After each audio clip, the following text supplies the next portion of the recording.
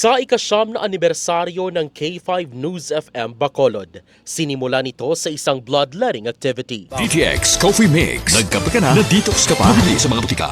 Naganap ang aktibidad sa loob ng Rayo Multipurpose Hall sa Barangay Taculing, Bacolod City. Kasama ng K5 News FM Bacolod ang Taculing Health Staff sa pangunguna ni Kapitan Lady Gles Palen, City Health Office Doctors, Youth Volunteers ng Philippine Red Cross Negros Occidental Bacolod City Chapter, RYU Foundation sa pangunguna naman ni Manager Robert Pacardo at Klinika de Alternativo Medicina and Wellness Center Incorporated sa pangunguna ni Doc Ramel Uy, Presidente at CEO ng kumpanya at ng K5 News FM Philippines. Nagsimula ang aktibidad alas 7 ng umaga at natapos ito alas 12 ng tanghali, Linggo, Hunyo 21.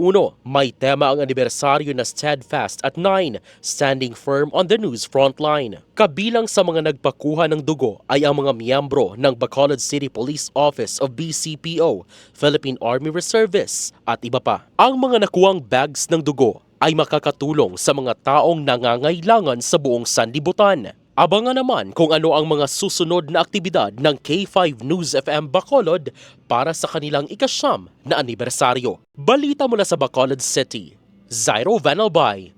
Para sa Kampiyon na Balita, Serbisyo Publiko at Kasiyahan sa Negros, K5 News FM. DTX Coffee Mix. Nagkape ka na, na-detox ka pa. Bumili sa mga butika.